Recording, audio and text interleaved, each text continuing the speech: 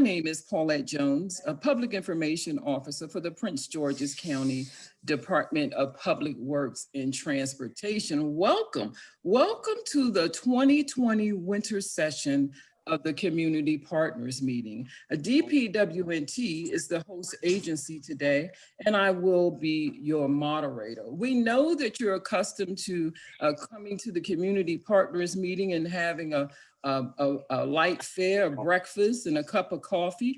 And so we hope that you enjoyed the virtual cup of coffee that we presented to you today, sprinkled with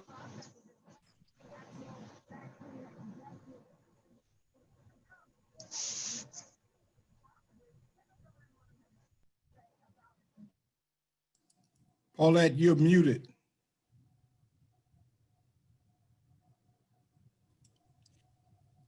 Please mute yourselves.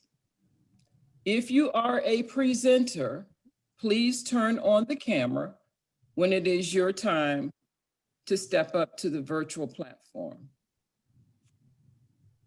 If you have questions, please place them in the chat box. The representatives from the various agencies will answer your questions. At this time, I would like to introduce the Director of Public Works and Transportation, Terry Bellamy, to provide greetings. Mr. Bellamy. Good morning. I see that my picture is not on the screen, so I don't know what's going on with my computer this morning, but I am so blessed to be here with you this morning. For the last 9 months, the Department of Public Works, we have continued to carry out the mission of the county. Our men and women don't have the luxury to sit at home because the work that we do require us to come in and work in the streets, work in the streams, work in the ponds, drive the buses. So that's why I say this morning, we continue to be blessed. We have not been without some issues dealing with COVID, but our number one mission has been to keep our employees safe. And one of the things that makes it possible is I want to thank the citizens, because I know you want to talk to them in their face, but that's not how we operate right now. And this virtual platform is the way that we're dealing with our citizens. So continue to do it, continue to use 311, and continue to uplift the men and women of DPWNT during this time. Finally, what I would like to say, as we go into the winter season, we've never been at a point in my lifetime that we're going through this winter.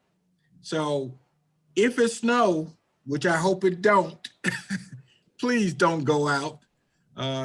Allow the men and women of DPWNT and DOE and DPI an opportunity to get our roads clear. But this year is not the year to go ride and see the snow. So I look forward to a very meaningful community partner meeting today. And we hope to be able to get some feedback that we can take out to our guys and our ladies that will continue to work. So thank you very much. And I look forward to the presentation, Paulette. Thank you so much, Mr. Bellamy. And we are just so blessed and honored to have your leadership to guide us through these very difficult times.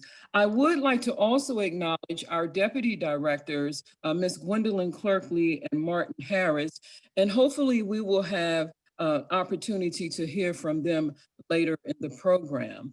I'd like to thank our host, Ms. Mary McLean, our Zoom host, our Zoom co-host, Tiffany Miner and Andrew Lasker, and to our partners and our sister agencies, the Prince George's County Department of Permitting, Inspection, and Enforcement, and the Prince George's County Department of the Environment. We treasure your partnership, and we're looking forward to your presentations today. We're going to get started talking about pedestrian and roadway safety, and we're so fortunate that we have a Vision Zero Prince George's coordinator, Ms. Andrea Lasker, if you could step up to the platform and please present your valuable information today. Hi, good morning, everyone. My name is Andrea Lasker, and I'm the coordinator of Vision Zero Prince George's County. Next slide, Tiffany, please. I'm so pleased to be here with you today to focus on winter driving and road safety during the snow and ice season. Next slide. To start, we ask that you please avoid driving during winter storms or bad weather unless it's absolutely necessary. If you think it's bad, then it probably is. But if you must travel, here are tips to better protect your family, your vehicle, and others on the road. Go over your vehicle safety checklist, get your car serviced on a regular basis, check your tires and fluid levels, and replace your wipers as soon as they show signs of wear. Next slide. We all need to be aware that our stopping distance is reduced when the pavement is wet or icy. This graphic shows the effect of speed. As our driving speed doubles, the total stopping distance does not double, but actually quadruples. And again, one factor that does not change regardless of speed is the amount of time it takes a driver to react. So please keep in mind that good winter tires can help. They can shorten braking distance by as much as 25%. And the most common causes for roadway fatalities are alcohol, speeding, and distracted driving. So every year, the end of daylight savings time is associated with a sharp increase in the number of people walking and biking who are hit and injured or killed. When the clocks fall back, the evening commute gets darker and more dangerous. Next slide. We also want you to keep in mind that we are all pedestrians at some point in the day, whether we're walking from our parked vehicle, getting to the bus or metro, or strolling in the neighborhood. And we count on our neighbors to clear sidewalks and paths. Next slide. We'd like to turn our attention to a very important countywide effort called Vision Zero. Vision Zero is a strategy to eliminate all traffic fatalities and severe injuries while increasing safe, healthy, equitable mobility for all. And while we recognize that people will sometimes make mistakes, it means that we have to look to improve the roadway environment using speed management and other approaches to lessen the severity of crashes. At the county level, Vision Zero is a multidisciplinary approach bringing together diverse and necessary stakeholders to address this complex problem. And for the county, it's our opportunity to have meaningful collaboration among local traffic planners and engineers, policymakers, and public health professionals. And we cannot do this alone. While the Department of Public Works and Transportation is the lead for the county, we partner with all the county agencies, state agencies, community groups, and residents. Next slide. Oh, sorry, here we are. The county executive and agencies have made a commitment to make a meaningful progress towards safe mobility for all users. And we have an action plan which is measurable and provides a clear timeline. Next slide, please. So engineering is one of the core components, and you'll see new bike lanes and green paint and other safety measures like sidewalks and pedestrian signals as you travel in the county. And we ask you to please follow us on social media to keep up with projects as they unfold. And we have a survey online as well if you have suggestions. Next slide. Vision Zero uses a data-driven approach to target safety improvement projects and measure the effectiveness of our strategies. We're constantly reviewing what we're doing. And we'd like you to check out our new visualization tool, which captures information about crashes that have happened in Prince George's County. Next slide. Recently, Street Smart, which is a regional campaign, displayed this wall of testimonials at the mall at Prince George's, and you will see more of the Shattered Lives messages in the coming months. You may have already seen these, and we also have some message boards across the county reminding people about safety messages during this holiday season. So thank you. Next slide. Again, we'd ask you to show your commitment and awareness to making roads safer for everyone in all our communities by taking the Safety Pledge, which is also on our website, and we're trying to capture how many people are participating. We also have a kid-friendly pledge. Remember, at some point in the day, we are all pedestrians and everyone needs to look out for each other. This is the last slide. So just to learn more about the actions all of us are taking to achieve Vision Zero and how you can help us, please visit our website. We'll put our website in the chat. Thank you all for listening. It was a pleasure to be here with you today, and we wish you all a safe and enjoyable holiday season. Stay well. Thank you. Thank you so much, Ms. Lasker, for the valuable information that you continue to share. We really appreciate it. Next up, Well, I want to make sure we're paying attention. So can someone tell me what is the overall goal of Vision Zero Prince George's? You can put it in the chat box. Just want to make sure that you're not falling asleep this morning. So I also want to take a moment to acknowledge Ms. Wanda Brooks, who is representative for Council Member Danielle Glaros. Wanda has been in the trenches with us for a very long time. And someone says 0 fatalities. That is correct in the chat box. Thank you so much. Yes, pedestrian safety. Yes. Thank you all so much. Can we have our next presenter, please?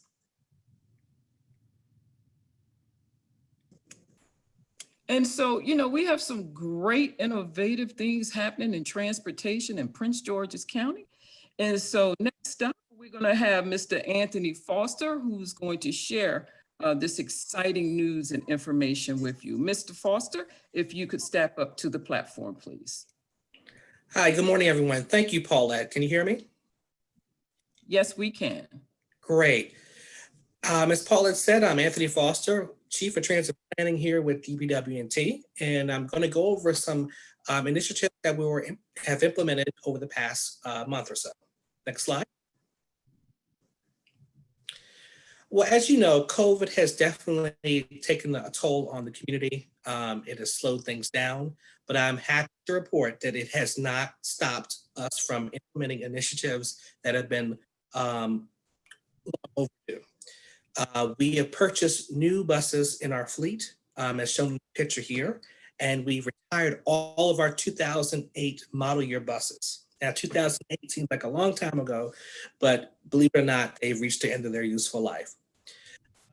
Over the summer, we were able to increase service on a number of lines during COVID. We increased service to Langley Park, New Carrollton, Forestville, Branch Avenue, and Naylor Road.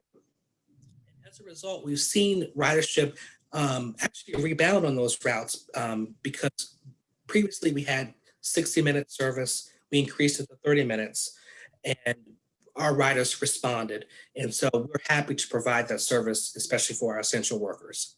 Next slide. As you notice in our buses that are traveling our streets now, we have new technology that's a benefit for our customers. In the slide here, you will see a new info transit screen display monitor, which allows the county and the DPWT to advertise announcements about the bus and any other county initiatives for customers, including COVID-related announcements, promote social distancing and other sort. We are currently working with our third-party contractor to install new hardware on our buses that will provide free Wi-Fi access to our riders. So this time next year, we're hopeful that we'll be able to kind of have another announcement or sooner than that to say that our customers can have free Wi-Fi access while they to and from where they have to go in the county. Next slide. I wish I could have a drum roll, but we were able to actually launch Saturday service on November the 7th. This has been a long time coming for the county. Personally, I've heard from numerous residents through our transition plan about having Saturday service for the bus. And I'm very pleased to make this announcement that we have done that so far on routes that have responded positively during COVID. And those are listed on the slide there. So for those that are not familiar with the routes, the Route 13 is in Hyattsville, the 16 is in Greenbelt and New Carrollton, the 17 is in College Park, Mount Rainier. The 18 is serving Langley Park, Addison Road. The 20 goes from Addison Road to Upper Marlboro by way of Forestville. The 21 goes from New Carrollton, Largo to Upper Marlboro. The 24 serves Forestville, Morgan Boulevard. The 26 goes to Largo. The 30 goes to Branch Avenue. The 32 goes to Naylor Road in Clinton. The 33 goes from Southern Avenue to Camp Springs. The 35 goes from Southern Avenue to National Harbor and then to Camp Springs. And lastly, the 36 goes from Clinton to Brandywine. So that last route is particularly important because it is a lifeline service for residents that live in South County in that portion of Brandywine and Clinton. There's no transit service besides there's no Metro bus service that's serving Brandywine. So we're happy to kind of announce that we do have some service in that area. Next slide. Another initiative that we're proud to talk about is Prince George's Link. It is an on-demand service that we are piloting in Fort Washington, Maryland. Imagine National Harbor on the north, Rivertown Commons on the east, and coming south down 210 towards Old Fort Village Shopping Center. If you live within that zone, then you can request a ride. It's $2 per ride. You won't wait no more than 15 minutes. It'll be able to drop you off from where you are in the zone to another part of the zone. So limited area, but we're proud to announce that it's definitely obviously cheaper than Uber or Lyft, or maybe even a taxi cab ride if you're trying to do the same thing. We've bailed out those cars to residents within the zone. So if you know someone that lives in Fort Washington, make sure that they look out for that postcard. They're eligible for a free ride on our system, and we definitely look forward to having them on board. Next slide.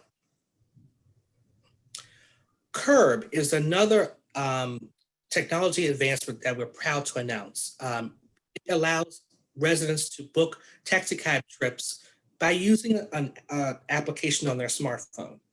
It is something that basically takes out the middle person. It allows the customer to kind of just book their taxi cab trip at their convenience and go from there. So we're happy to present something to the public that will make it more convenient so they can get to and from as quickly as they can. Trips can be scheduled through the app and also the website and by way of the telephone. Next slide, please. As many of you might have heard, we were awarded money through the federal government and through the state for electric buses. And we are definitely working behind the scenes to make sure that this happens for our residents.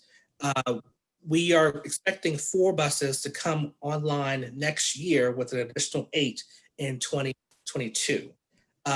We are working with our partners to install the charging infrastructure at our facility in Fort Washington. We are also looking for additional expansion opportunities in the county so that we can have buses deployed in various parts of the county so that we can have better coverage. And so we are definitely excited to kind of have this coming online next year. And sooner or later, you'll see battery electric buses throughout the county, and you'll definitely know that they're different from the regular buses on our street now. Next slide.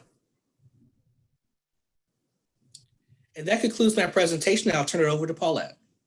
Thank you so much. As I stated, you ask and we deliver. We have Saturday service, Wi-Fi, on demand, curb to curb. It's an exciting time for transportation in Prince George's County. We do have, and please feel free to put your questions in the chat box. There's a very good question in the chat box. Metro is proposing major cuts that will dramatically impact our workforce. And I'm sure so many other returning citizens trying to get their lives back on track. Public transportation is a resource that needs to be increased, not cut. Please share with us what plans are being made in response to these proposed cuts.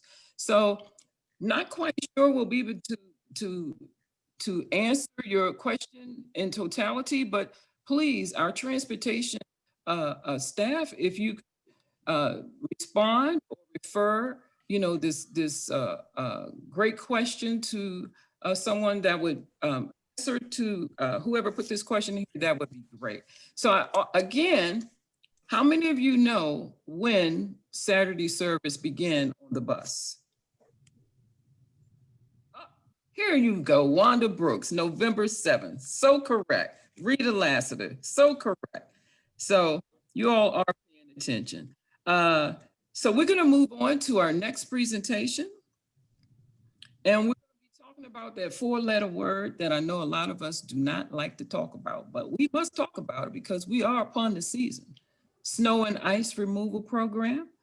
And Miss Mary Holden, if you could please step to the virtual platform for your presentation. Good morning, everyone. My name is Mary Holden. I work within the Office of Highway Maintenance, and we have been extremely busy getting ready for snow. So I'm going to go over some of the things we're working on. Next slide, please. So on October the 23rd, we did our annual dry run exercise, and that is when we test and assess our snow and ice control planning. Over 400 people reported that day in their assigned job in snow. We had 151 trucks with plows and spreaders out on the road, driving the 2,000 miles of county roadways that we have to maintain and service during snow and ice control. And new for this year, which is new for everyone, is things that we had to do for the COVID-19 pandemic. So just like we're here today, all checking in virtually and doing our jobs from different locations, we also have changed our plan this year to have many more people working from home so that we can reduce the amount of people that are actually in our facilities during snow. It's very important to keep everyone safe, as Director Bellamy said. We're working very, very, very hard to make sure everyone that's working in the snow and ice control plan is safe during the snow season.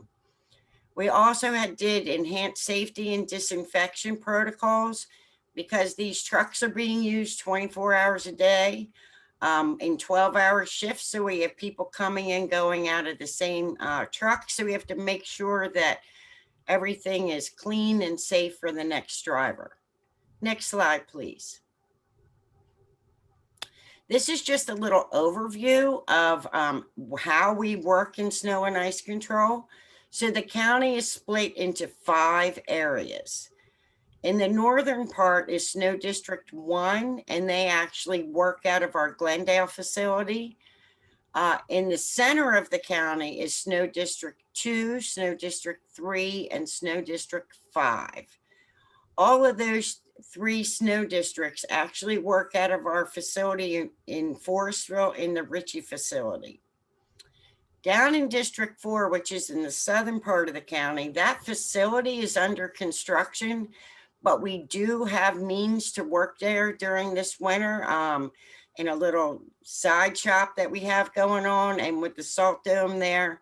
So we're excited about the new facility down in Brandywine, and we're looking forward to working from there.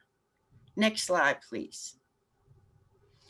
So many people ask how long it's going to take for you to get to our road, what's going to happen. So we just want to go over our priorities for roads. So we prioritize them according to primary, secondary, and residential. So our primary roads are our major roadways. So we're going to go and treat and clear those roadways first, primary and secondary roads. That's to ensure that public safety and emergency vehicles can get around the county and go and service people that may need help. After those roads are complete, we move into the residential roadways. We work as long as necessary to clear the roadways. We sand, salt, or plow, whatever needs to be done depending upon the weather conditions. So I'm going to reiterate what Director Bellamy said, which was please stay home is a big one. But I'm going to go over some of the things that residents can do to help us serve you better. Move your vehicles off snow emergency routes. So if you live on a snow emergency route and you see a storm is predicted to come, we're asking you to please move off the snow emergency routes. If you have a driveway, we're asking you to please park in the driveway or another off-road location. That's what, because, you know, a lot of times we have small, narrow roads in some of our older communities. It's difficult to get the snowplow through there if everyone's parking alongside the road. If you don't have a driveway, we're asking you to please park on the even numbered side of the street. And the big one is stay home. If you think it's too bad to go out, it probably is. And one last thing we're asking you to keep your eye out for is your storm drain inlets that are located on the side of the road. So when the snow starts to melt and things start to move around, we're asking you to check those inlets if you know where they are in your neighborhood, and just make sure there's nothing blocking them. That way we can prevent the roadway from icing up, and flooding could occur if those are blocked when we have a lot of precipitation that's melting. Next slide, please. So I just want to let you know that we have lots and lots of information on the Public Works website. That's where we put press releases if we think snow is coming, or to let you know our plans. We have social media, Twitter, Facebook, and Instagram. We also post pictures in there during events to let folks know what's going on. Please visit the Public Works website, the Snow and Ice Control page. It has a lot of information in there that will be helpful to you. Next slide, please. So we're asking you to stay informed. We also have a great application called the PGC Trip application. It's free. You can download it, get all kinds of local information from the county. You can see cameras on there. You can see pavement temperature sensors, which is important to know if the roadway is really cold. It may be snowing, but the roadway may not be really cold. It can actually access to Twitter. So please visit the Prince George's County Public Works webpage. We have lots and lots of information there for you. Next slide, please.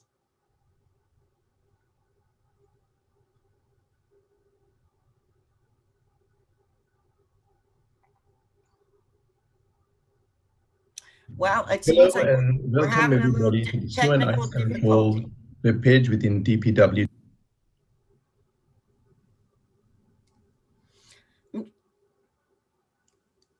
Okay, so what I just want to tell you is we have a new application on our website where you can go in there and look up where you live.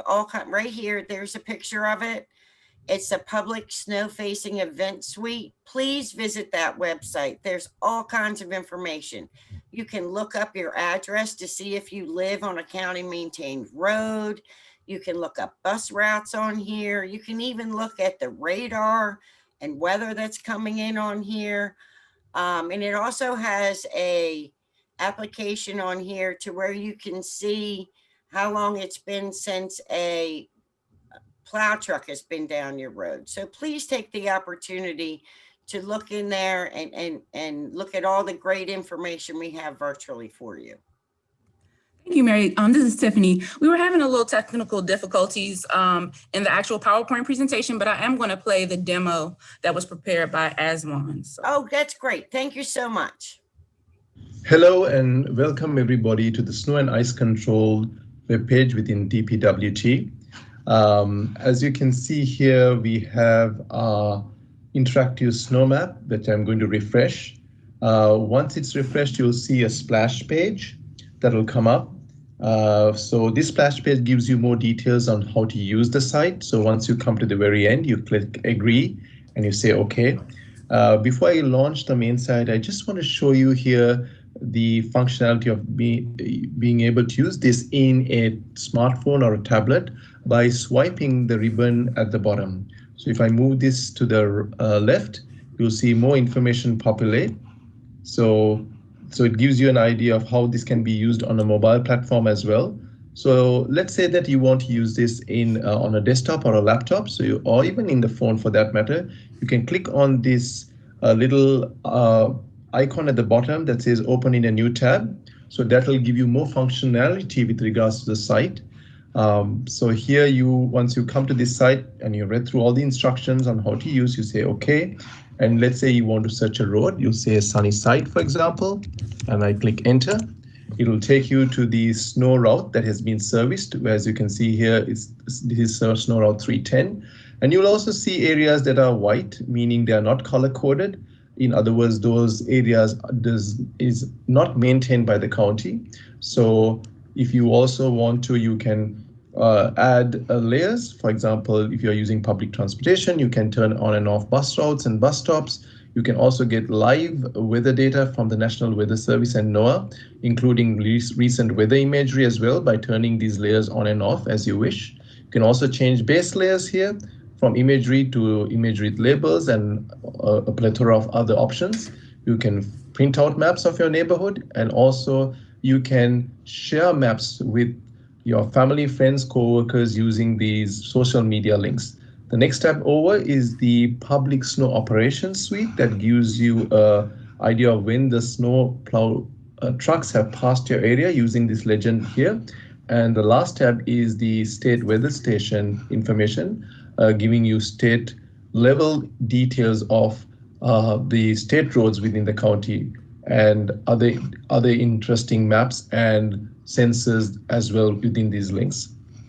Going back to the main page, again to the main tab, I just want to show you one last little link here, which is the Trip Center public portal, which will give you additional resources. And if there's any questions, please don't hesitate to contact us. Using this a little information button at the very bottom is our email contact in case you have any questions or concerns. Thank you, and please stay safe.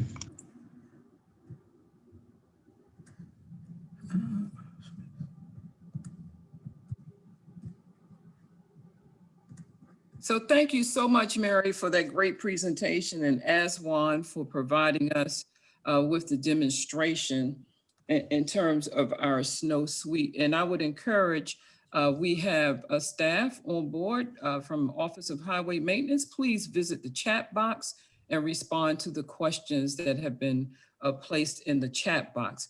But I have a question for you. How long should you wait after snowfall has stopped for reporting concerns about roadway snow removal? How long should you wait? And I asked that question because it's actually changed from last year. Correct. Tony Duckett said 48 hours. That is absolutely correct. So we're going to move on with our presentations.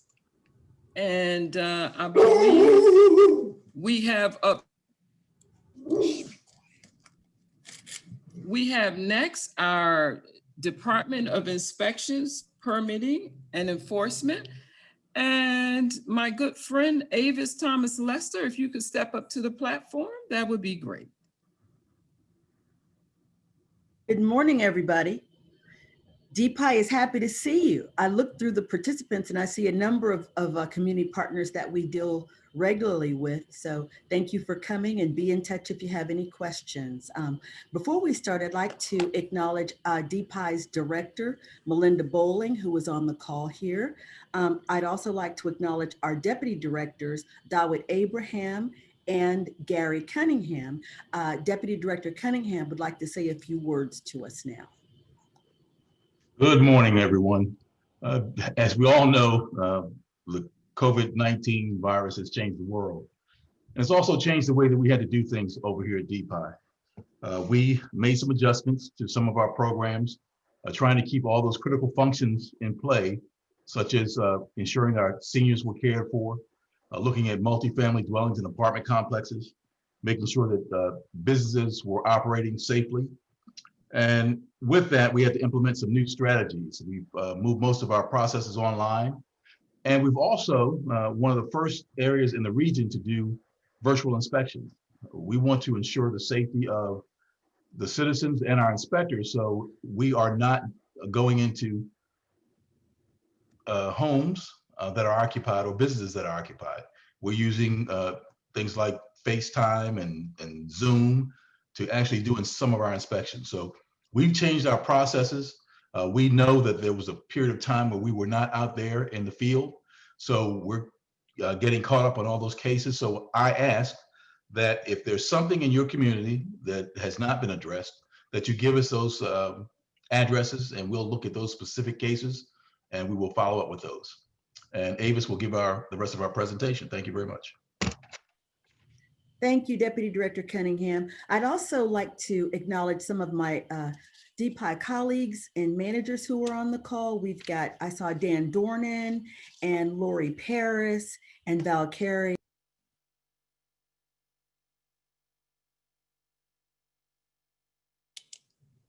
Avis, you are muted. Okay, it says I'm unmuted. Can you hear me now? Yes, we can. Okay, all right. I said thank you very much, Deputy Director Cunningham. And I also wanted to thank some of the other DPI managers who were on the call. I saw Val Carey from Enforcement and Dan Dornan from the Director's Office and Lori Paris from the Director's Office, among others.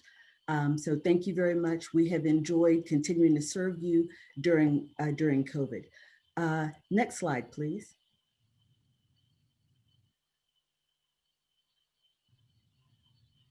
This is a message from Director Bowling, where basically she pointed out some of the same points that Deputy Director Cunningham made about how she shifted the staff away from going inside of buildings to utilizing enhanced technology to continue our function. So our building is closed, but we're available every single day, a weekday to respond to your calls and emails. Please continue to reach out.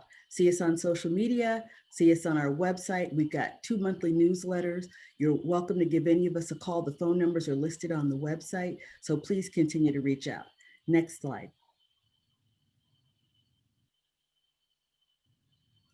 DPI shares responsibility with a number of complaints that we come in or issues that we handle on behalf of citizens with other agencies.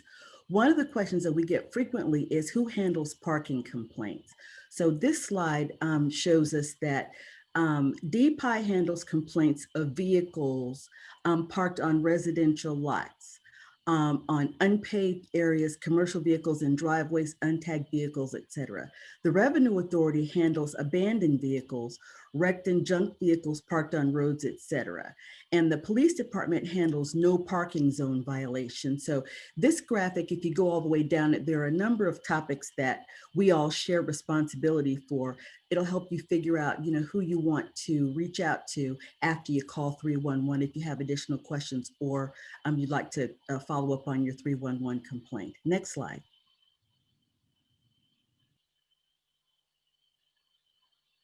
Same thing here, trash. DPI addresses trash on residential or commercial lots and private property.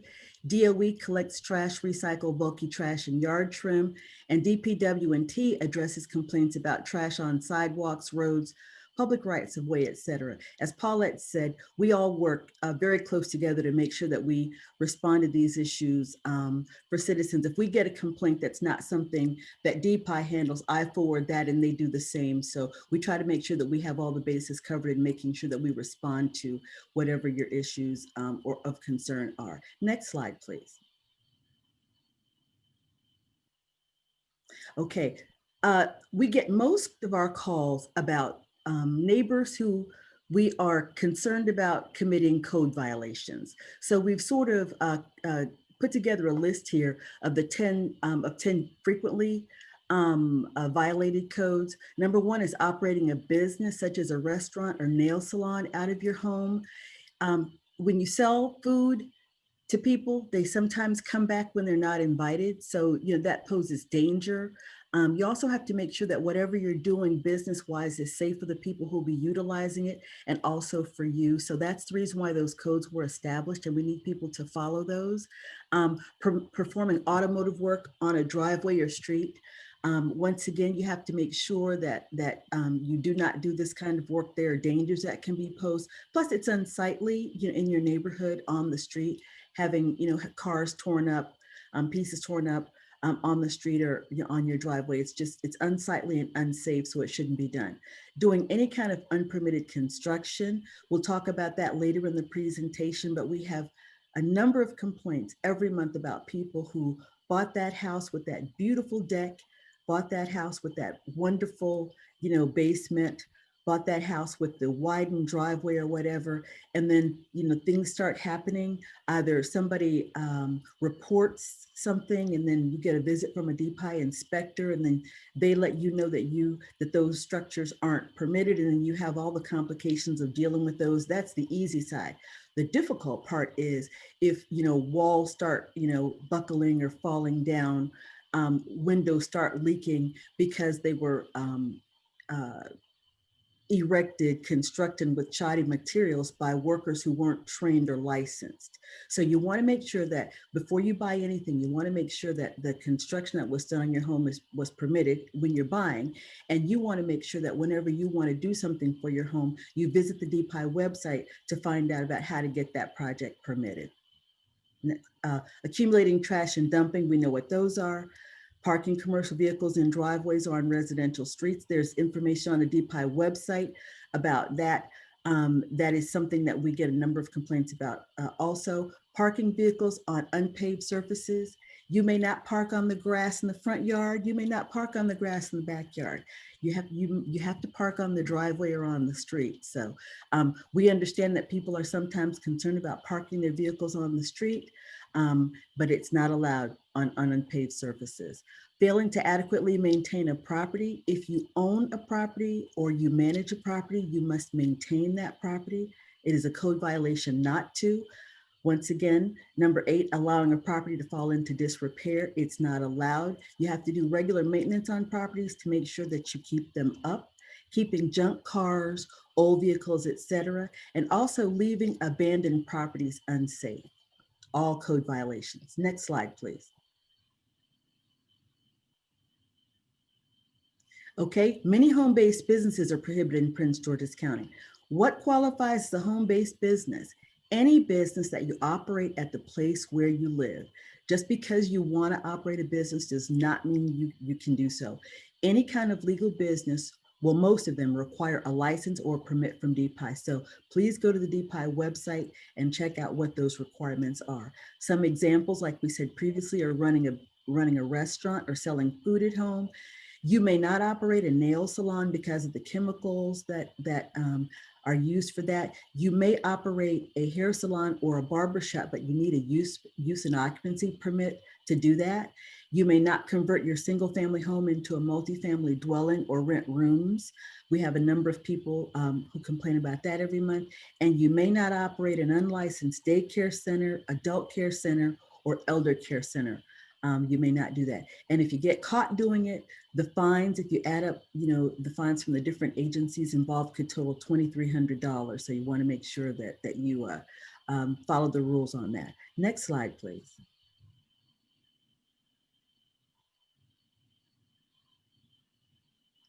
Buyer beware. We talked about unpermitted construction earlier. Unscrupulous flippers are real estate speculators who go in, buy houses cheap, fix them up, often without getting the permits that they're needed, without getting the inspections that are needed, using workers who are not qualified or licensed. It looks beautiful when you buy it. You go in there and you see, well, wait a minute, it's supposed to be a 3-bedroom, 2-bathroom house, but it's 4 bedrooms and it's got a full basement. So you feel like, wow, I'm getting a really, really good deal. You move in there and things start happening. And the next thing you know, you've got a problem. It is very complicated to get that situated. The county council recently passed legislation that helps DPI to go after these scofflaws, as our director calls them, but it's much easier to handle this by just making sure that you check the DPI website. You can run permits by address and look and see, put your address in there, look and see what permits have been issued. And if you see something constructed that doesn't have a permit, ask questions. Next slide, please.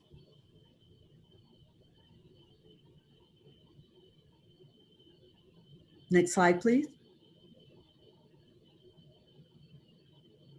Okay, as I said before, here's some, you'll see this on your presentation, but we have a number of ways that you can check for permits to find out whether or not anything on your property is permitted before you buy it. And if you're thinking about doing something, how you can get permits to move forward with your project. Okay, Deputy Director Cunningham talked about the virtual inspections that we're doing now. We are going into limited residential properties. People use tablets and smartphones. They interact with the inspector ahead of time, and they work out the arrangement, how they're going to do things, what equipment is needed, where they're going to be moving around, etc. And then they go in and do those inspections. They get a response the same day. Everything is worked out ahead of time with the inspector, and the answers are provided within a day after the inspection. So we're getting a lot of positive feedback from people who are really excited that they can get these inspections done, despite the fact that we've got social distancing mandates that we all have to follow now. Next slide.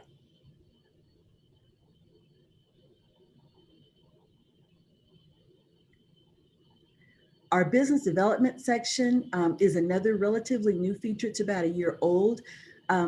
Director Bowling wanted there to be a mechanism by which business owners and entrepreneurs could have assistance when trying to navigate the sometimes complicated permitting and licensing process. So the business development section was established. We have 2 business development officers, Tanya Hedgepap and Nicole Reese. They do an excellent job at basically coordinating within the agency, educating business owners, and also serving as liaison between entrepreneurs and other business agencies to help them get what they need to get their businesses started. Next slide.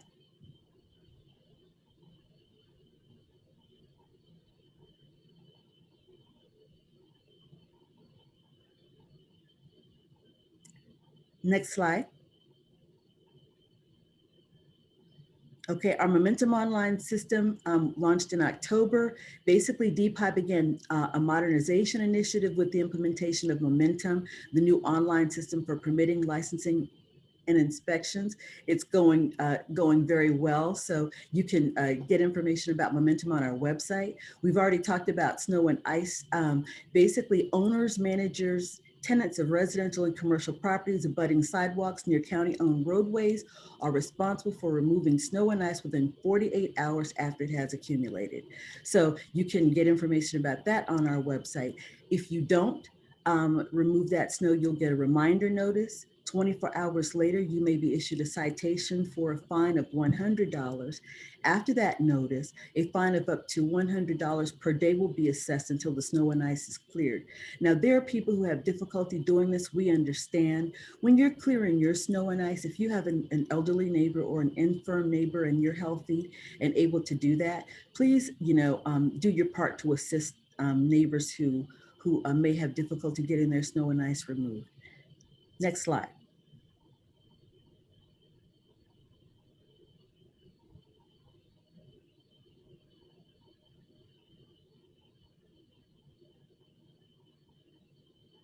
Okay, short-term rentals require licenses. You can go to our website and get information about establishing a short-term rental program using a platform such as Airbnb. So there's plenty of information on that on our website. Next slide. Our administrative hearing unit is doing wonderful things. It's basically comprised of hearing officers who hear complaints about unlawful vehicles and other complaints. They have the ability to adjudicate these cases. Recent legislation extended the AHU's authority to include adjudicating for unpermitted construction and short-term rental violations. The unit is able to adjudicate these cases in a much faster timeline than they would be if they went to court. So we are really, really happy to have that on board, and we're getting positive feedback about the work that they're doing. Next slide, please.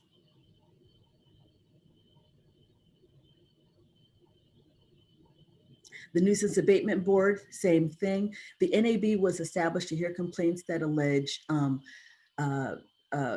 problems with people disturbing the public peace or endangering health, life, or safety of residents. There's a seven-member board. They have continued to meet during COVID. If the board finds a nuisance exists, it will order the activity to cease and can assess a fine. The first fine is $500. Subsequent fines are $1,000. They are doing wonderful work this year. So far this year, despite the restrictions of COVID, there have been 63 cases heard by the NAB, and they have additional cases that'll be heard this month. So they're doing a great job. Next slide.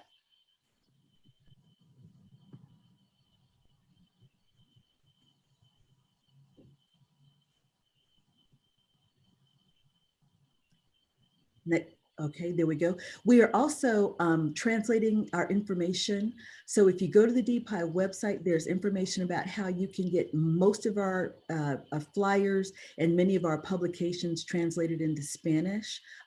We're working on other languages. As we come on board with those, we'll post those. So watch the website for information upcoming in other languages besides Spanish as well, and some additional information posted in Spanish. Next slide, please.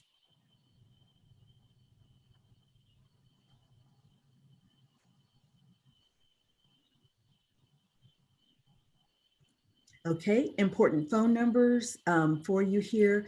The most important thing is to remember to always call 311 first. They will give you a number, a complaint number. Keep that complaint number and you can track back with them to find out the progress. Or if you decide that you want to reach out to us, if you provide us with that CSR number, we can investigate your complaint and give you an update on what's happening with it. Next slide, please. We have updated our DPI customer satisfaction survey. We want you to let us know how we're doing. And the survey allows you to anonymously rate the service that you receive from DPI. Takes just a few moments to complete. The link is on our website and you can assess it here as well. We really appreciate when people do this. The directors use it for training of managers, and managers use it for training of their staff members. So it's always helpful when we hear how you think we're doing. Next slide.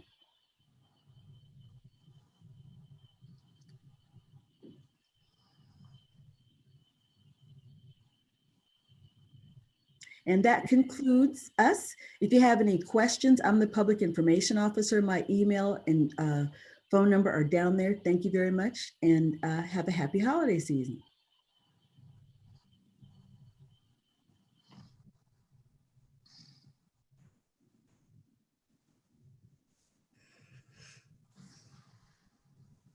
Thank you so much, Ms. Thomas Lester, for excellent presentation. And I see everyone is very busy in the chat box. Please continue to place your questions in the chat box. Tiffany, if you could move to the next slide. I wanted to ask the question from DPI, or from the DPI presentation, what is the maximum fine for an illegal home-based business? And I had to think about this question myself, but feel free to put the response in the chat box.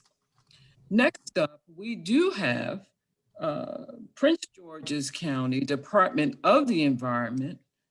My good friend, Ms. Linda Lowe, if you could step to the virtual platform. I just wanted to mention the fact that we've had over 135 participants on this call today. And for a virtual platform, this is our first time out. I'm very happy that you decided to join us this morning, and hope you're enjoying the presentation. But Ms. Lowe, are you there? I am. Ms. Jones, Okay. thank you. All right. Okay. Good morning, everyone. Thank you. I'm so happy to be able to join you this morning. Next slide, please. Fortunately, our director is not able to be with us this morning, our director, Joe Gill, but we do have our deputy director, Ms. Michelle Russell, online with us today, and she would like to extend a nice warm welcome to everyone. Ms. Russell, would you please step up? Linda, good morning, everyone. I'm Michelle Russell. I'm the Deputy Director for the Department of the Environment. On behalf of Joe Gill, our Director, our Associate Directors, and our phenomenal staff, we welcome you. Wow, what a year it's been thus far. As with our sister agencies, this pandemic has given us an opportunity to really provide services in a different but yet effective and efficient manner. It's given us an opportunity to really think outside the box. This includes providing virtual services, providing PPE to our frontline workers, intensifying our collaboration with our sister agencies, and resuming bulk services, reopening our animal shelter by appointment only, and just a numerous other services that we provide on a daily basis. So again, we welcome you. We want you to stay safe, enjoy your holiday season, and DOE looks forward to hosting you during the spring meeting. Thank you again, and back to you, Linda. All right. Thank you, Ms. Russell. We appreciate that. So we'll just get right into our presentation. As you see, the first slide is for Animal Services, which is headed by our Associate Director, Rodney Taylor. Next slide, please. As we all know, we're living in these COVID times. So we've all had to adjust how we are working. But so this Animal Services facility was closed initially when the county government buildings closed. But now they have reopened. They've been reopened for a few months now, but they are only open by essential services by appointment only. So if you would like to return, if you have a pet that you've lost and we have it at the shelter, you'd have to contact the number that's listed on this slide to make appointment to reclaim your pet. In the unfortunate case that you need to surrender a pet, there's also a number that's included on this slide where you have to schedule an appointment. You know, we thank you for being patient with us on this, but you know, again, all county government agencies have had to take safety in as a consideration, and having our employees at the Animal Services building was definitely a consideration. Slide. Some of the programs that are at the Animal Services facility have been paused during this time and remain paused at this time. For instance, our volunteer program, we're no longer accepting volunteers to the program. They are only working with a small group of volunteers who have agreed to be tested and continue to undergo COVID testing in addition to our staff. We are no longer allowing folks to bring donations to the facility itself. And I believe that also includes if you're bringing bedding, toys, or any of those other things at this time. But if you would like to make a donation, a monetary donation to the facility, there is a link that's listed on this slide. All this information will be available on our website and will be also sent out in our electronic newsletter, our DOE Sprout. Pet licenses. You're still, if you're a pet parent, you still have to get your pet licenses, but we are now offering the renewals online. And again, it's listed at this particular email address. Next slide, please.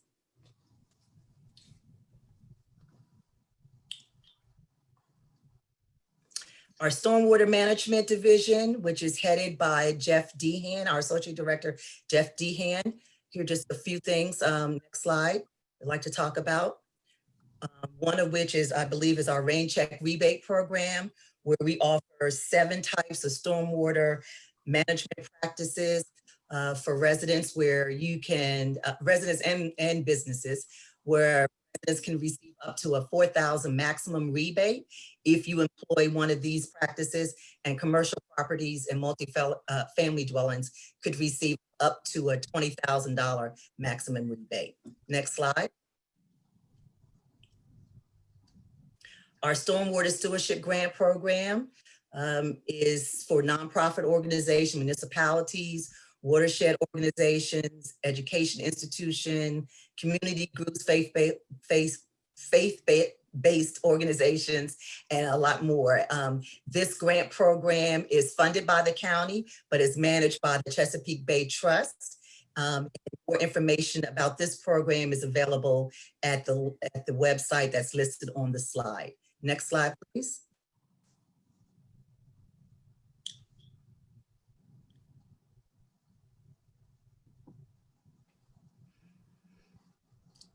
Our Sustainability Division, which is headed by Dawn Hawkins Nixon.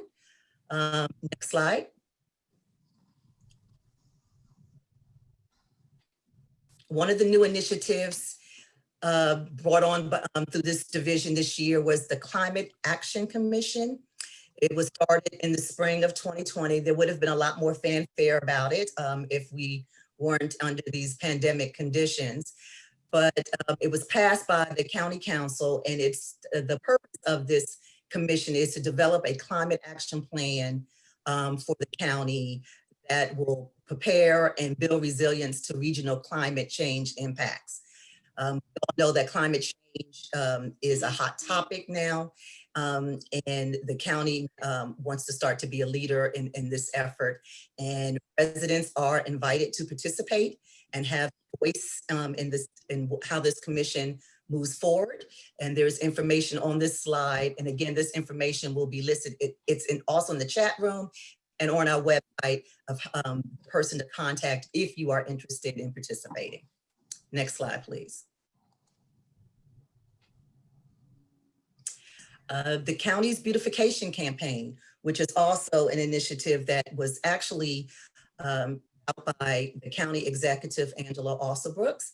But our sustainability division has been very instrumental in participating in this. Hopefully you may have been noticing some of the efforts, the marketing efforts that have been put throughout the county, like some of the big belly trash compactors are now in some of the communities.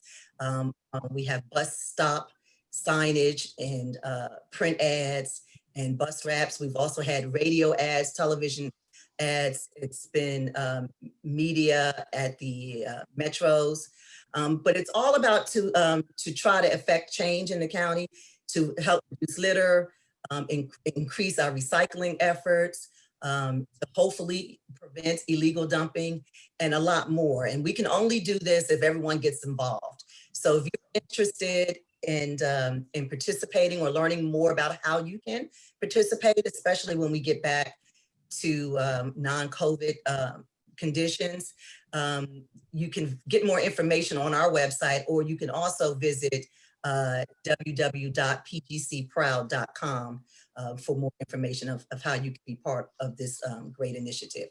Next slide, please. Scoop that poop. So if you are a pet owner, a responsible pet owner, and I hope everyone who owns a pet is, you understand the importance of making sure you clean up after your pet in our neighborhoods and communities. We'd like to show you this very short video. It's only a minute, and the video will give you a little bit more details of why it's so important to make sure that we are responsible pet owners and that we clean up after our pets so that we can keep our environment and our communities clean and healthy. Tiff, you could just click on the image twice. Thank you.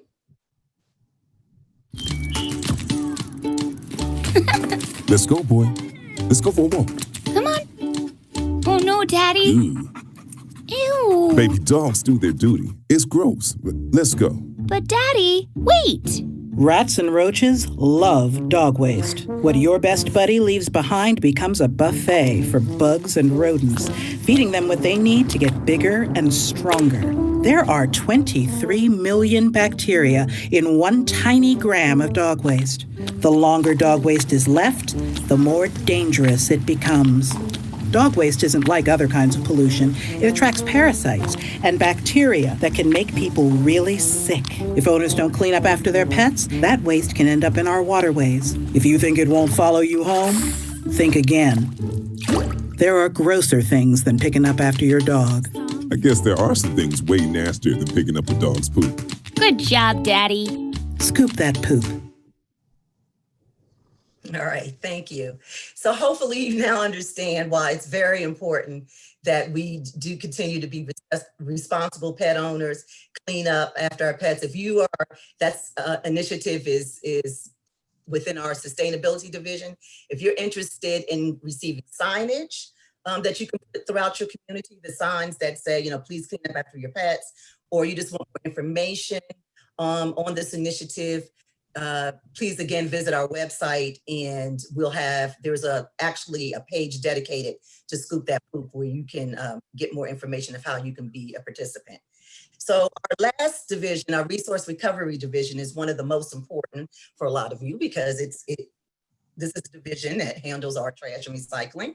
Our associate director is Marilyn Nauman, please. Next slide.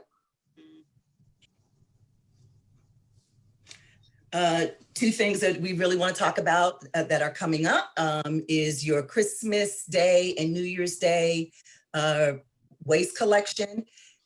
Because Christmas Day and New Year's Day fall on Friday, those are the only days that are going to be affected by collection. So those days will move to Saturday. Those are the only days. All other days will have regular collections. Friday, there will be no collection on Christmas Day, no collection on New Year's Day. Collections will occur on Saturday. Please make sure your collection toters are out about at the curbside by 6 o'clock that morning. Next slide, please.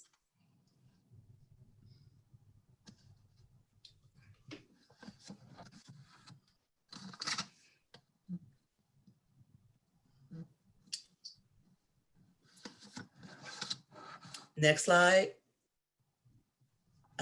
Recycle your Christmas tree. So if you have a live cut Christmas tree, this is an annual service that we provide in the county. Please know that we will collect them. We hope that you will put them out at the curb. We have a time frame. We start collections from December the 28th through January 25th. If you do place them out at the curb, we take the trees and use them as mulch for the annual mulch giveaway. Now, of course, that may have to be altered in 2021 as it was for this year. We did not have the mulch giveaway this year due to COVID precautions, but hopefully in 2021, we will be able to have the mulch giveaway again. And if so, some of your used Christmas trees will be part of that material. Next slide, please.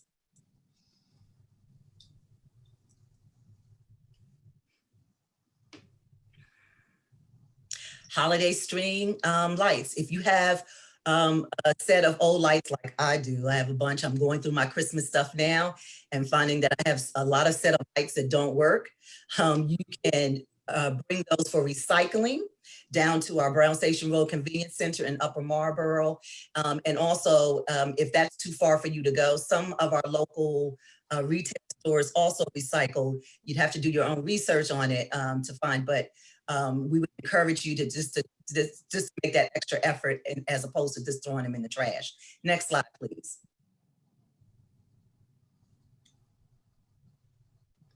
All right, so as Paulette mentioned that four-letter word, snow. In the event of inclement weather during the season for your waste collection. Please mute. Someone needs to mute their back. Yes. Okay, if you're not presenting, I need you to be on mute. Please proceed, Linda. Okay. So in the event of inclement weather, if we have one day between, trash and recycling is collected between Tuesday through Friday. In the event of a one-day weather situation, if it's a Tuesday and we have to make an announcement with that we cannot come out, the streets are not safe, the haulers can't get out to the communities to pick up your trash. We will make every effort to pick up the very next day after that next day's collection. So if it's a Tuesday that the weather is bad, we will try to pick up on Wednesday, but Wednesdays, regular collections will occur first, and then we will backtrack and pick up Tuesdays. If this happens on a Friday, if Friday's collections are suspended, then that collection would move to Saturday. That's the only time where it would move. It would be on a Saturday pickup. Next slide, please. If there's a chance that we get snowmageddon this year, and we have multiple days of inclement weather.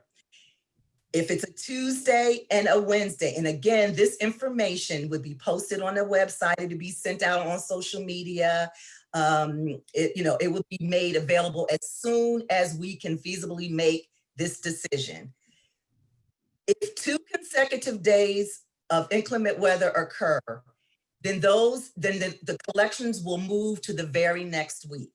They will not continue to slide during the week. It would just be too much of trying to catch up to make sure we got all the trash and recycling collected. So if it's 2 consecutive days, it moves to next week. And again, 311 would have this information. We would have this information on our website. It would be on the county's website. A press release would go out, and usually it always is reported by the media as well. All right. If you need more information or further clarification on that, just always feel free to reach out to us if that still seems to be a little confusing. Please, next slide. Yard trim collection. If yard trim collection is always on Mondays, all in the county is always on Mondays. So if there's an inclement weather event on a Monday and we have to cancel collections, that would move to the next week. It wouldn't slide by the day. It would just move to the very next Monday. Bulky trash. If you have bulky trash, is scheduled. As we all know, it's not just an open thing. You just don't put your stuff at the curb unless you have an appointment. If bulky trash has to be suspended due to inclement weather, then you will receive a new time frame of when your collection, when we would be able to come out and get your items within, and I believe it's a 7-day period. They have 7 days to try to reschedule you. So I know it's a pain because sometimes people take their appliances, their sofas, their love seats, whatever, down to the curb. But if they're, and sometimes your HOAs and civic associations have a problem with you leaving items out there to street. If you are able to bring it back up to the curb until your collection can happen, that's great. If you can't, then we would just suggest maybe you cover it with a tarp, whatever, especially if it continues to have inclement weather. But that's just how the policy has to be, because we also have other scheduled appointments that have to occur. But again, if it's canceled or suspended due to severe weather, we try to reschedule those appointments within a 7-day period. All right, next slide, please. And this slide just shows some of our other waste collection facilities and services that could be hampered by inclement weather. Next slide. Bulky trash. So I was looking at the chat room. I see it was like, so when COVID struck, that met employees. We have a 3-man team that usually go out on trucks. And because of the COVID restrictions, we couldn't allow our team to go out like that. So they had to suspend bulky trash collection until we felt it was safe now to send our employees back out on the streets. Before we reinstituted bulky trash, we did have a modified bulky trash drop-off locations in the council districts throughout the county earlier this season, where residents were allowed to leave up to 7 items if you could put them in a vehicle and take them to locations to have your items dropped off. But now that bulky trash is back, yes, there is a backlog because everybody wants bulky trash. And right now they're scheduling in February. What I would tell folks is to continue to call 311, because sometimes while I'm saying February, sometimes we have cancellations. And you may be able to get an appointment sooner rather than later.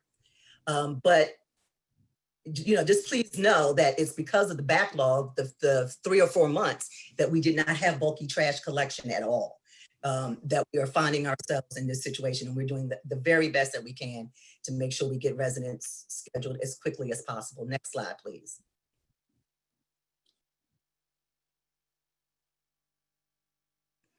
Our Brown Station Road sanitary landfill has now reopened, and that includes our household hazardous waste acceptance site and electronics acceptance recycling site. Next slide.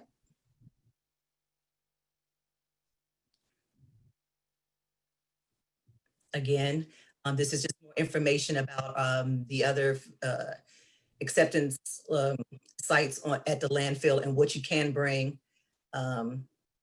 Next slide. County straw ban. So in July of this year, the county instituted a plastic straw ban in all local food services businesses. Of course, there wasn't a big announcement or a big thing to do about this since COVID has taken over everyone's lives. But hopefully most of you have started to notice that if you're going to fast food places, if you are going out to any restaurants or even doing pickup, curbside pickup from the restaurants, you'll notice that they should be moving away from using plastic straws. And that is because they were an environmental hazard and they're not recyclable. Restaurants and other food services business should be using home compostable standard type straws. And that's what you should be receiving. If you're not, then I encourage you to report those instances to 311. Next slide. And concludes our presentation. So whatever you decide to do, if you're celebrating Christmas, Hanukkah, Kwanzaa this year, we hope that you are just doing it in a safe manner and following all protocols. Continue to wear your mask. We hope that we'll be able to see you face to face in April. But if not, we will again do another presentation. So happy holidays to everyone. Thank you. Thank you so much, Ms. Lowe, for that wonderful presentation. This actually concludes the formal aspect. I believe, do we have a question from the DOE presentation? I know we have some frequently asked questions. So yeah, we do have a question. What county location should you take your household hazardous waste and electronics recycling? If someone could put that in the chat box.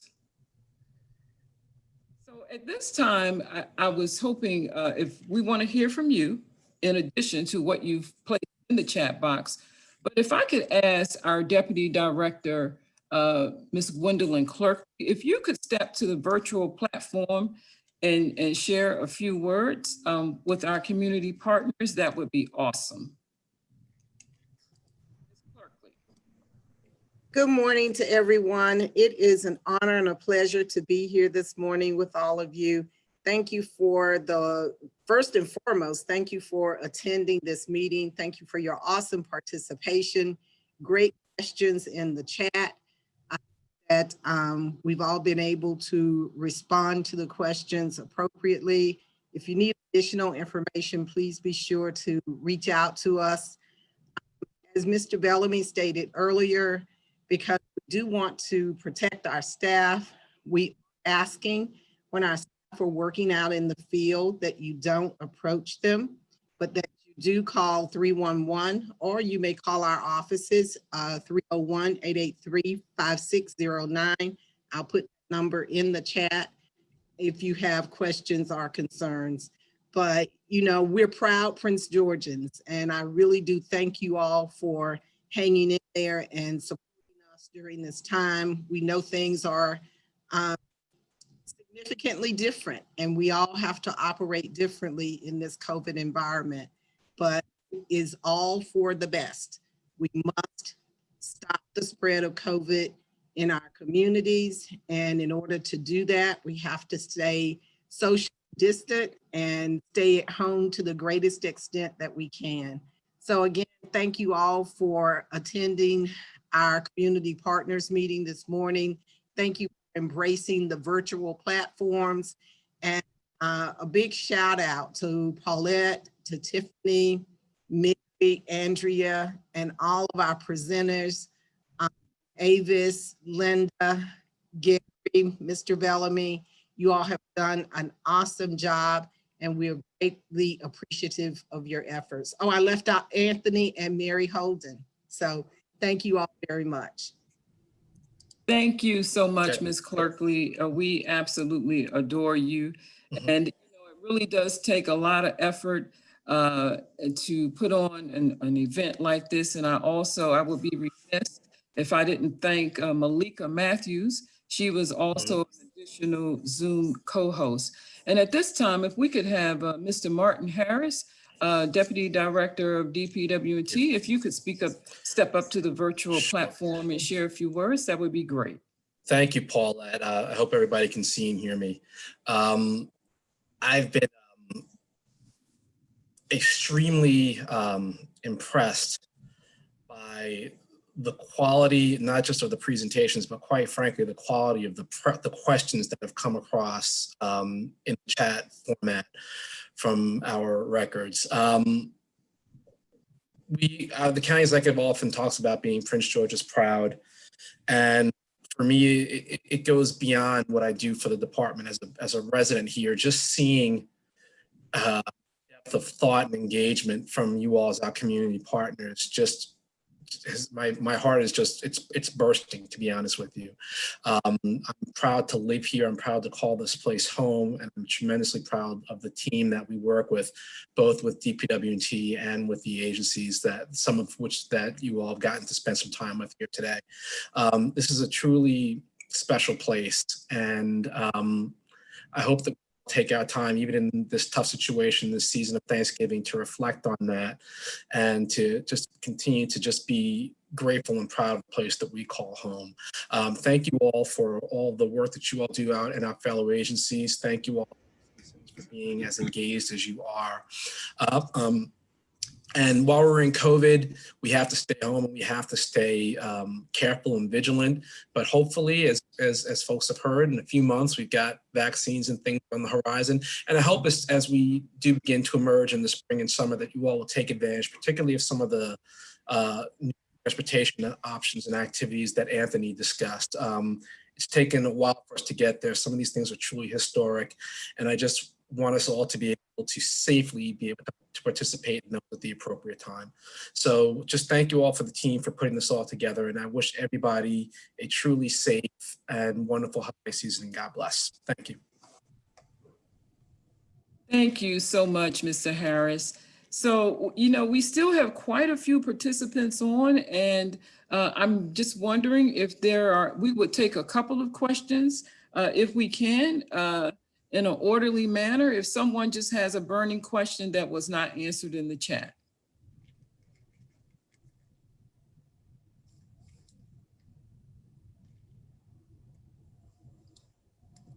Well, I think this is a first for a community partners meeting. This is Kalila Denny. May I have a chance to ask a question? Yes, absolutely. Absolutely. So, there was an opportunity for compost program coming to the county. I know there was a pilot. I'd just like to hear, you know, what the results of that pilot was and how the Department of Environment plans to move forward. Yes, thank you for that question. The pilot was very successful, and again, because of COVID, there were plans to roll out to an additional small number of households this year. But because of COVID, we've had to push that out, push that back. So I would just say, just stay tuned. It is the county's objective to roll that out countywide at some point, but it will be done in increments. So it will be like an additional 3,000 homes, then another 3,000 homes, et cetera, et cetera. But stay tuned for that because we do not have a date to put out right at this moment. Thank you, Linda. Paulette? Yes. This is Dan Dornan. I'll put my picture up. Just to reiterate something that came up in the chat room, Metro is facing a 25% reduction in their operating budget for next year. And that's going to affect a lot of people, particularly in the county. They're proposing eliminating weekend rail service, cutting rail service at 9 o'clock on weekdays, eliminating service to 19 rail stations, and eliminating 2,400 positions. So, and bus service is going to be significantly cut.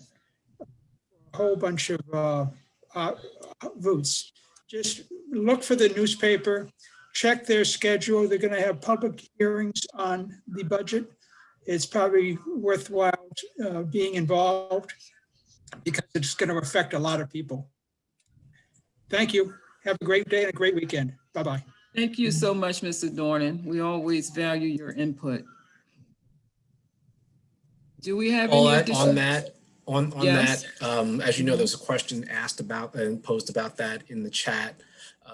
Just overall, if folks are paying attention to what's going on nationally, there's a bill, a package, probably is a better way of saying it's not final yet, that's got some bipartisan support for $908 billion of investment stimulus. That current construction includes about $15 billion in transit funding.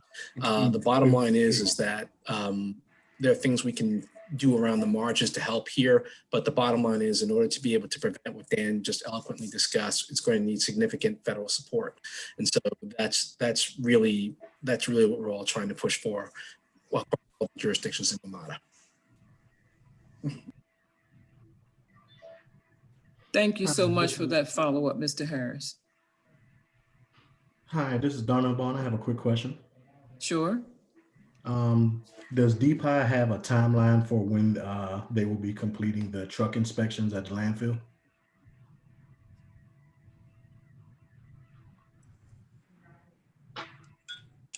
Actually, DPI does not do truck inspections, so that there'll be, I believe, DOE or DPWG. Yeah, I'm sorry about that.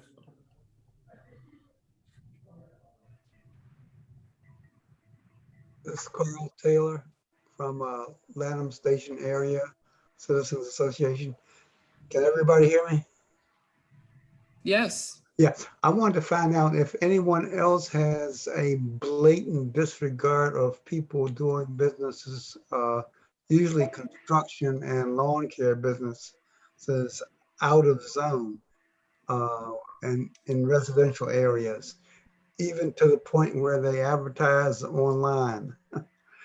And I think it's a growing county, it's a growing problem in the Lanham area and the Glendale area and the Seabrook area.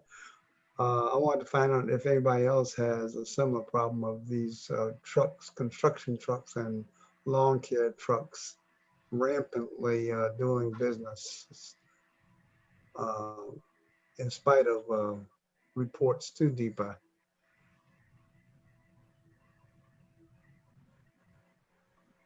So that is specifically a zoning violation, and we do cite, and we can cite and fine people up to $1,000 a day for operating a business out of their home. So if there are specific addresses, and there's a difference between storing equipment at your home and operating a business out of your home. And we have to make sure that when we go to court, we can prove that they're actually operating the business and running it from their home. So if you have a specific address, I can get with our zoning inspectors and find out exactly where we are with that investigation. Yeah, okay. Okay, I'll, yeah, we've been working on that quite some time. Is there a, let's see, I guess I've been to court several times and the fine was kind of low that the judge set. And it was like, okay, we'll pay it. And they kept on going. So anyway, is that you or Gary Cunningham? Yes, sir. Yes. So yeah, I'll again contact 311. There should be some tracer numbers there already that I can follow up on. Okay. And if not, so you can send either Avis or myself an email and we'll follow up on that specific business and complaint. Okay, thank you. Thank you so much, Mr. Taylor, for your question. Do we have any other questions? Good morning. Good morning. Yes. I have a question. Okay, can you identify yourself, please? My name is Rose Chambers. I live in the Berkshire community. I put my question in the chat and no one answered my question. This is about the blue clothes and shoe and clothes drop-off centers where people put illegal, where they dump. Even though I've submitted a request with 311, 311 said it was not their responsibility to remove mattresses and bags of clothes around those drop-off centers. Whose responsibility is it? So we at DPI are responsible for property maintenance issues. So if they are located on a business or on private property, we can hold the owner of that property accountable for anything that's done on that property. So I would suggest that you give us the locations that you're complaining about, and we can follow up with the people that actually own the drop-off bin or the property owners themselves. Okay, Planet A does a very good job. I've called Planet A. They do a very good job. The blue drop-off centers have no, I've tried to find contact information for them and I'm been unable to. So what I'll do is follow up again with my service request number because it was closed, but the mattresses and the trash still remains. I'm not sure if it's private property or business. That doesn't matter. That's our responsibility to figure all those pieces out, but it's up to make sure that it's done. So I need to follow up with, call 311 back and follow up. No, actually, if you could send that information to either Ms. Thomas Lester or myself via email, and we can follow up on it ourselves. Thank you. Thank you. Thank you so much. Hello? This is Romaine. I have a question. Wait a minute. I'm sorry. I can only do one at a time. So, Been waiting. Ms. Romaine? Yes, this is Romaine Wilkins in Village of Oak Grove. And I want to know, is animal control open yet? Because we have a homeowner we have a renter that has about 6 big white dogs and about 5 puppies, and they let them out unleashed, and they run through the area when somebody's walking. And we've called animal control and the police. Police did come, but animal control said they're closed. They can't come. We've been calling for months. They let these dogs out, and they've even chased and had people on the ground, you know. And who do we contact so they can do something? They never, even when the police come, they don't answer the door. But you can see the dog's head sticking out the window beside the air conditioning unit that they're not supposed to have in the window. So Ms. Wilkins, our animal control officers have always been operating, even under the COVID conditions. It's just that our facility itself is closed, and I don't believe Chief Taylor is on the call right now. What I would suggest that you do, because is you can put it in the chat and send us an address for this particular area. Okay. And I can forward it to Animal Services and they can do follow-up. All right, thank you. Yes, but you should always continue to utilize 311 for any of these calls. And I said earlier in the presentation that the facility is closed to the public, but is open by appointment only, but only for certain services. But for instances like this, if your dogs are running around loose or something, our animal control officers are still operating. Okay, because they've told us that nobody could come out. They didn't have anybody. We've been calling and we're trying to get them out. They can't. Okay, just in the chat room, just send me the address and we can All right, thank you. You're welcome. Thank you. Thank you so much, Ms. Wilkins. And there was another question at the same time, Ms. Wilkins. Is there, who was that? Yes, good morning. This is Angeline Jones Perry. And yes, ma'am. This question is for Mrs. Lowe. I think it's for Mrs. Lowe. We have submitted a county click. We have a serious water drainage problem out here. The way the development was built, it's very hilly-like, and so water is draining down. I was the first one to move in 20 years ago, and what they did was brought in a lot of soil to put over top of the soil that's there. As you know, after 20 years of rain and snow and everything else, it runs off. So I need somebody to come and take a look and see if Environment Services can help us as far as the drainage behind our townhome area, and it's also happening now in our single family home areas. I put in a county click, and it told me that it's going to take 66 business days, I believe, for someone to come out. But it's all over the place, and I would like to be available when the inspector comes out, so I can definitely show him the areas so they will know exactly, so they just won't send me back that they've taken care of it. I would like to be available. I'm the president of the Homeowners Association, so if Ms. Lowe could put me in touch with somebody that's going to come out, I'll be glad to walk with them and show them the problem areas. This Ms. Jones? Is this Yes. Ms. Jones? Uh-huh. Yes. Okay. So I saw your message in here privately, and I responded back to you. But now that you've stated what your issues are, I asked that you provided the CR number so that we could look it up, because it may not. I'm not sure. I won't say that this is a DOE issue. It could be it could be between Public Works and or DOE in terms of the stormwater management problem. So we'd have to do some research first before I can give you a definitive answer on that. But we can certainly look into that. Okay, Ms. Lowe, can I reach you at the 883-3635 number?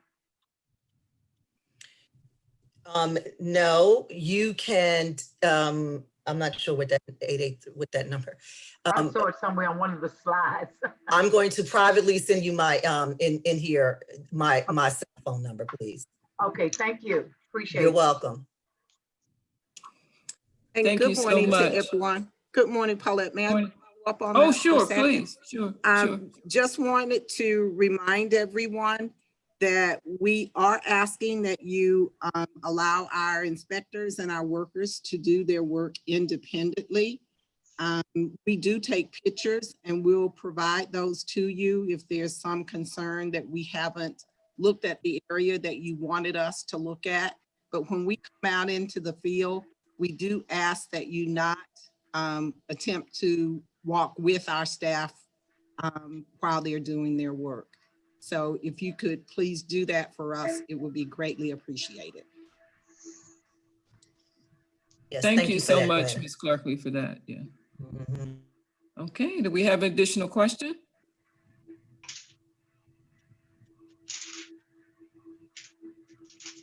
No? I don't see, Hello? I'm trying to see Ms. Lowe's information. Oh, okay. Well, I think that this has been a very productive meeting. And Tiffany, can you go to the next slide? And I just want to thank everyone for their participation in the meeting today. And we look forward to seeing you in the spring. And we hope that you have a safe and warm winter. If you do have any additional questions, please reach out to the respective agencies directly, or of course you can put your request in 311 and we'll follow up. Again, from the bottom of our hearts, thank you so much for participating in this meeting this morning. Paulette? Yes. Yeah, this is Carolyn Lowe from Williamsburg Estates. Is this presentation going to be available in any form? Absolutely. It will be on our website. Good. And I believe DOE said they've already placed it on their website. Good. So Thank you. You're quite welcome. We appreciate all of you so much. I know this has been a lot of hard work, but it's been worth it. Thank you so much. Thank you, Paulette? Ms. Lowe. Yes. Paulette, this is Avis. Yeah. It'll Hi, be Avis. posted. Hi, it'll be posted on DPIES as well. Okay, great. All right, thank you all so much. Have a safe holiday and importantly, stay well. Thank you and happy holidays to you all. Happy. Bye-bye. Happy holidays to everybody. I hope it's PDF on the website.